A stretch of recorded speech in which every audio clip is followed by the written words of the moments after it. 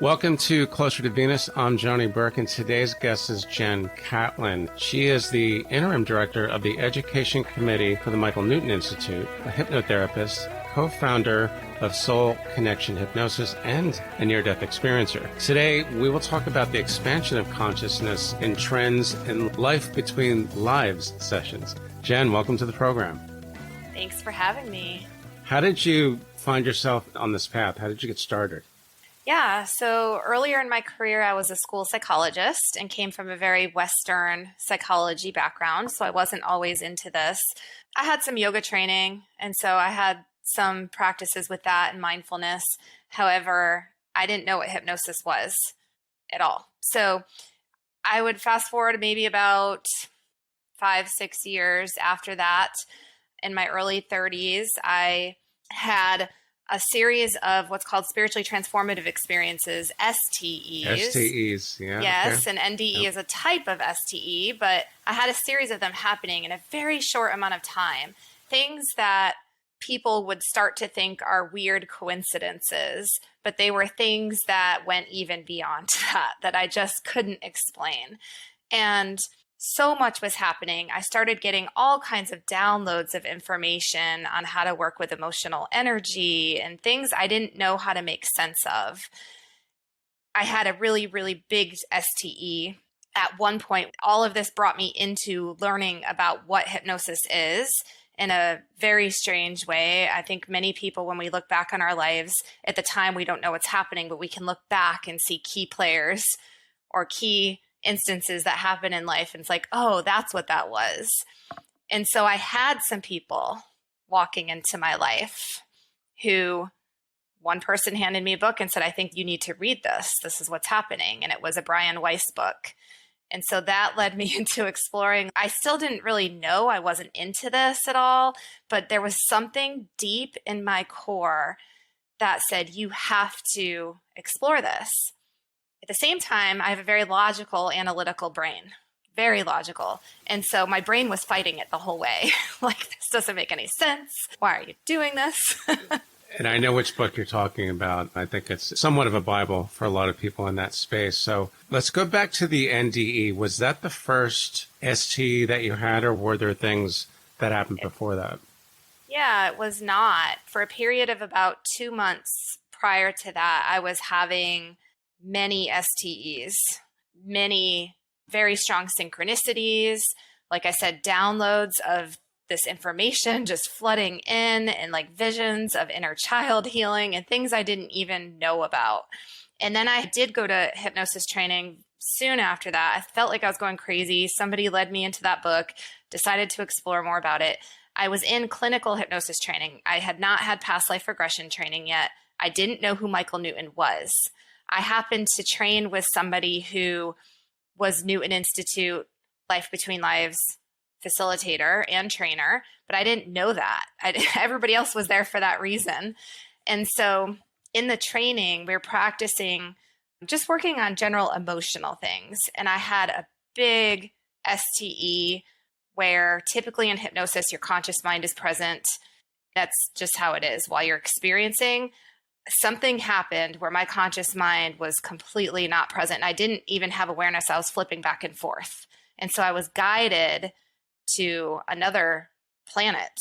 And everything that I experienced there felt extremely emotional and more real than this life experience.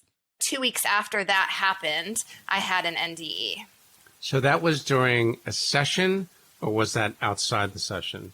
It was during a session, but it was prior to past life regression training. So I didn't have any training in that. I still didn't know anything about Michael Newton, didn't know that was even possible. And because the experience was so emotional and it felt so real and impactful, my conscious mind, when I came back and was emerging, because we were just working on confidence, like I had nothing to do. And the person facilitating had no idea I was flipping back and forth. I didn't know until after the fact. And I think had I been aware of that, my logical mind would have kicked in saying, what's going on here? Like, you're making this up. This isn't even real. It sounds like something out of like a sci-fi book, doesn't it? It felt like that. And it probably felt like that. So Before I forget, downloads. I've never experienced one. I have no idea what that's like. What does it feel like as compared to the NDE or anything that you can use as a comp in the spectrums of STEs? So I didn't know what to call them when they were happening. I say the word download because I don't know any other way to describe what was happening. But what was happening was I kept getting these very clear visions that would pop up. And in the visions, it felt like what was happening would take maybe hours worth of human time, but they were happening in human time within a blip of a second.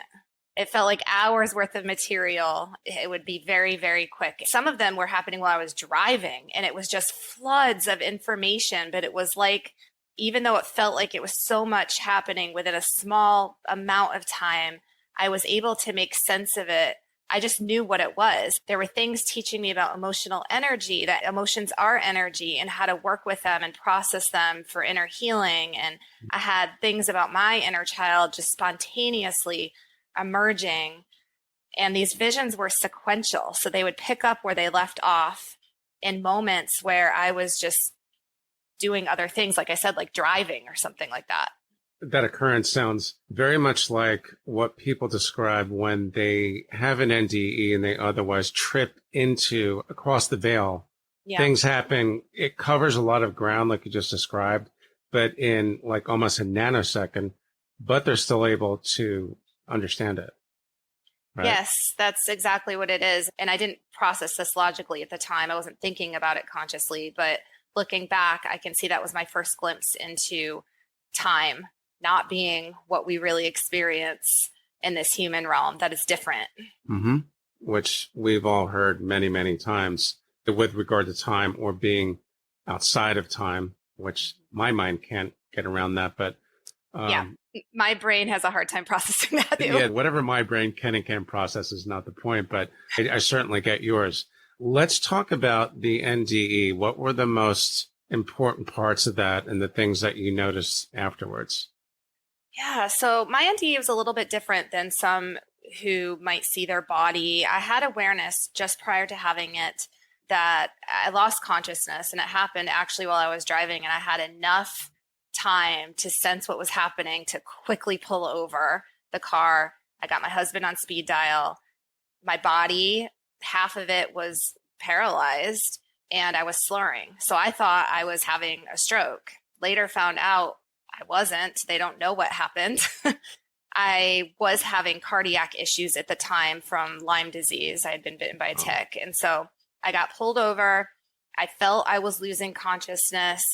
And I remember thinking, because at this time I still questioned. I didn't know if anything more existed beyond us. And I remember just having the intention. I felt very fearful. And I said, if anything exists, anything out there, I need help right now. And I just completely lost consciousness at that point. And when I lost consciousness, I still had awareness, but it didn't feel like a dream. It felt very like real time. And I was in outer space and I didn't have a body. And it felt like my energy was what I could see, because it was very visual, was myself surrounded by this structure of very, very tall gems. They were like shiny, and there were very vivid colors in each of them, all different colors. And some of the colors were not colors I've even seen before. Right. I've heard that before. I was about to say colors that don't exist here. I remember one of our speakers a while back was saying, well, colors I've never seen here on Earth. That's not normal. And I thought, yeah, no, it's not. Pretty cool, but definitely not normal. Right. And I wasn't thinking that at the time. It felt like this is it. And so I was in the structure, and it was open at the top, open to just space around it. There was like a voice. I don't necessarily feel like I heard it in my ears, but it was an inner hearing that told me very firmly. I could sense that I had free will to leave that structure. What I felt was happening was that I could feel energy coming off of those gems. And it felt like there was a presence of others around that, supporting that. And it was sustaining my life, my own energy. I had free will. I could feel like I could leave if I want to. But I also felt like if I do, I'm not coming back. And there was a very firm, again, inner hearing of a voice that said, stay here, do not leave. I could feel that very firmly. And so I stayed. And that was it. The next thing I noticed, I just kept receiving this energy. The next thing I was aware of was being pulled out of the car by EMTs when I regained consciousness. The voice, or whatever the communication, it sounds like it was telepathic, was telling you to stay and not go to where what a lot of people describe as home, right? In other words, don't go to the Emerald Castle just yet. Correct. And, the STE that I had 2 weeks prior to that was extremely impactful because that was another planet. There were other beings that felt like family in the sense that I can't even describe. And the energy of unconditional love was so intense, like nothing I've ever felt here before. And I have a very loving family, so it just doesn't exist here. I would never have thought I could make something up like that in my wildest dreams. And it felt so emotional. And so that's something that I later attempted to reconnect with. And what I got through hypnosis was this imagery and feeling of myself being placed on a boulder with this strap around my solar plexus, a huge boulder, and said, you're not going anywhere. You're not grounded enough right now. Because at that time, I just kept wanting to be there, connect with that, because it was such an amazing feeling. When people go through STEs and NDEs, there's an integration process that needs to happen. There's a lot of after effects that people experience. And I was going through it, but I didn't know that at the time. So I can see why at the time I wasn't grounded. I needed to integrate and to be here and to find my purpose and be in this life. So I think all of that might partly be why as well. I don't know that I didn't go out more, but I also felt like if I did, it was almost like I was so far gone. I just sensed I wasn't coming back. And you could have stayed, meaning you could have not come back. You had free will to do that. Okay. Yes, I definitely had free will to leave. I could feel that deeply. Like, you can go, but we're recommending you don't. That's what I felt. It's just not time to do this. And it's probably something you've heard many, many times in your work at the Michael Newton Institute, which we'll talk about in a moment. What you just said about after effects, many report things like elevated psychic abilities. Some even report that they have mediumistic abilities. And one person I spoke with said, I didn't want this. Mm-hmm. This was a byproduct of his NDE. You basically experienced something similar to that? Yeah, I wouldn't say that I came back with psychic abilities necessarily. What I do feel shifted for me was my fear of death was gone. And I was somebody who used to be terribly afraid of death and dying. That disappeared. And that's a very common one as well. People do come back. I've heard all kinds of stories of people coming back with different abilities that they didn't have before. I've always been somebody who's been emotionally sensitive and in tune with how other people are feeling. But what I felt changed, and it was a period of time after that, was an enhanced ability to just feel all the other stuff. And it was more on an emotional level. What shifted was just this ability almost in talking to somebody, like if somebody could talk to me about things they struggle with in their life, just this innate, very quickly, I know what's going on, like deep down at the root. Like it's not about what's up here. And so I can incorporate that stuff into my practice with people. And I don't know, there's just the ability to see past what the surface level stuff is. Your empathic abilities got a bit of a boost. Yes. Yeah, pretty much in line with what I've heard before. Let's talk about your work at the Michael Newton Institute. How did you wind up there? And more importantly, what did you learn there that you might not have learned anywhere else? Yeah. So I ended up there because I happened to be originally in a training with an instructor who was Newton Institute certified. And again, everybody else I found out that was there was talking about Michael Newton after a while. And I hadn't read any of his books. I hadn't heard of Michael Newton. But when I had the STE in that class prior to past life regression, some of the messages I received from those beings were, you have to keep going. There's more. And I felt this just deep sense of purpose in that when I eventually read Michael Newton's books and learned about his research and that what I experienced was actually a possible thing. I was just felt drawn to like, oh my gosh, you have to explore this. I don't want to give the impression that I was okay with it immediately, because when I had these experiences, it took me years to integrate and to be okay with it. And even to be at the point now where I can talk about it, I'm very aware that much of what I experienced in Western psychology would be considered pathological or something like that. So I did not want to talk about it for a long time. And I've since found out people who've had NDEs have been sometimes labeled. I've given talks to therapists about people who've had NDEs and SDEs who are afraid to tell their therapists what they've experienced because they're well aware that it sounds abnormal. The average time between the event, and this is coming from someone from IANS, he was active in that organization for a while. Yeah, great organization. The average time between the event and when these people actually disclose it is about 10 years. Yeah. We've had a bunch of people from IANS and some of the other nonprofits. They all say the same thing. I don't want to tell my wife. I don't want to tell my girlfriend, or I can't mention this at work. Absolutely. And it's happened. I've seen people medicated. Again, it's part of the integration process. And I think it is important to get this out there. And I love that you're getting this kind of information out there, because so many people, even if they're not having near-death experiences, are having other types of spiritually transformative experiences. I'm seeing it every day in my practice, and people are afraid to talk about it. They are. The stigma and the fear of talking about it is somewhat less than it was maybe like 5 years ago. For sure. This space, the life between lives space, what is amazing, every single person that I've talked to that have had the experience of that space in between incarnations, the details might vary a little bit, but the mechanics are almost identical. Yes. So speaking of which, I know that you've seen this in your sessions. In your experience, did you actually get to experience this space? Or was it just like the NDE and the other STEs? The space of, you mean life between lives? Yeah.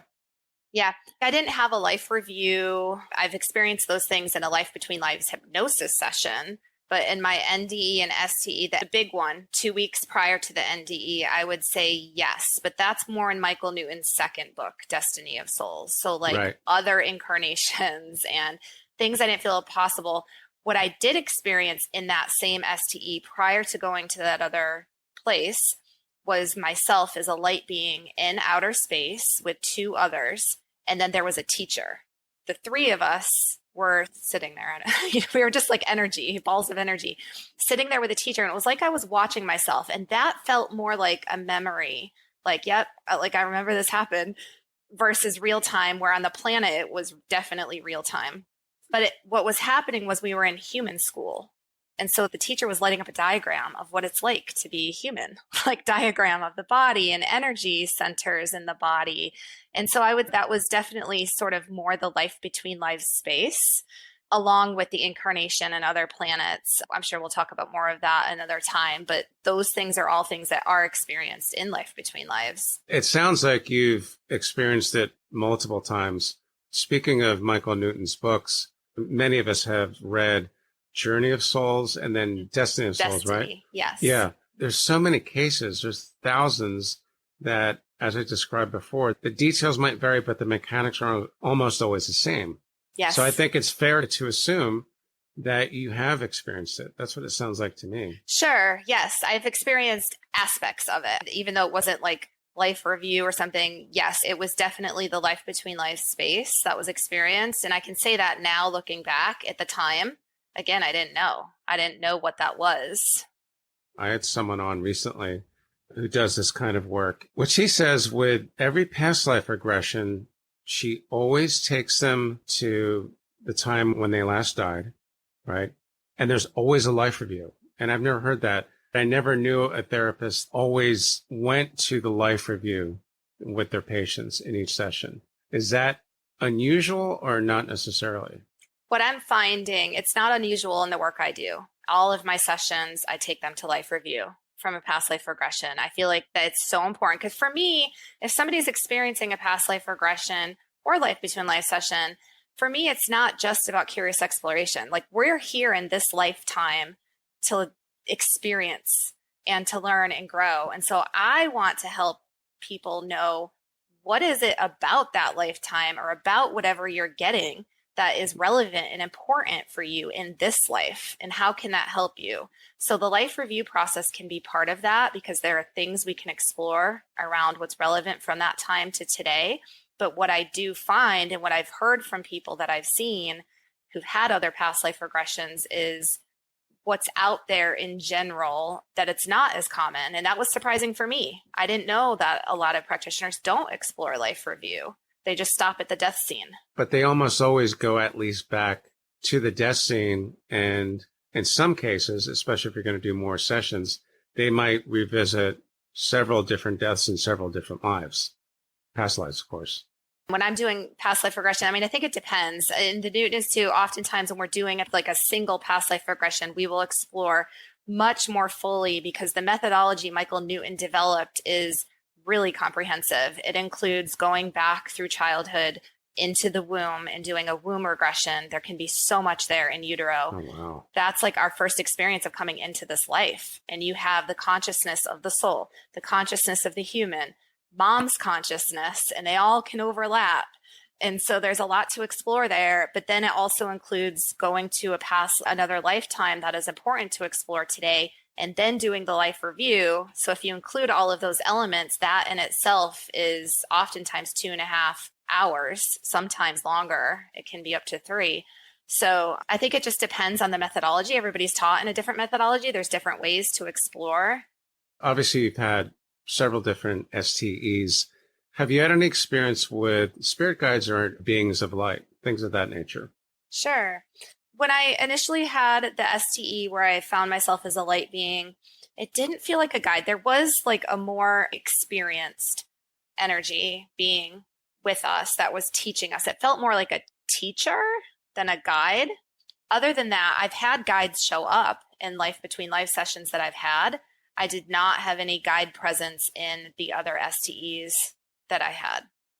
You saw your guides show up in one of your personal sessions, or was that with one of your clients? Well, with clients, yes, they do often show up, not always, but I think it also depends where a person is at and what they're needing in this life. But in my LBL session, I did have a guide show up. So are you communicating with the guide, or is the sitter or your client actually communicating with the guide, or is it both? The client. My preference is, as long as it is possible, and to do as much as you possibly can to get the client to communicate directly with their guide. So sometimes I'm telling the client, like, ask your guide this, but I'm not asking them directly. Okay. Because I've heard that that kind of contact can be a bit draining, as in like mediumship readings. Even when we're facilitating any session where we're accessing expanded conscious beyond this body and mind, I've sat in a 7-hour session before. That was the longest Life Between Lives. I don't do that anymore. They're not that long anymore. Actually, they're going a lot faster now. But I have sat there facilitating a 7-hour session before. And when I'm in the space, it feels like I'm energized. But afterward, it used to feel like I ran a marathon. It can take a lot of energy, because as a facilitator, we're opening up into that space too, to stay with our client. And sometimes there are mediumship things that will drop in and come in. And I've had that happen. I've had pings of things like, say this. And the clients tell me right after, like, oh my gosh, whatever you just said, like, had already just shown up, or I already just did that, or they're getting messages and it's like, we're right there in that space. So it can be draining at times. Yep, I've heard that quite a bit. Let's talk about the trends in Life Between Life sessions. How do you think this might have an impact on expansion of consciousness, which a lot of us are hearing about these days? Ascension, that type of thing. Yeah, related? So something's been happening. Like you said, the stigma in the past 5 years is less than it used to be.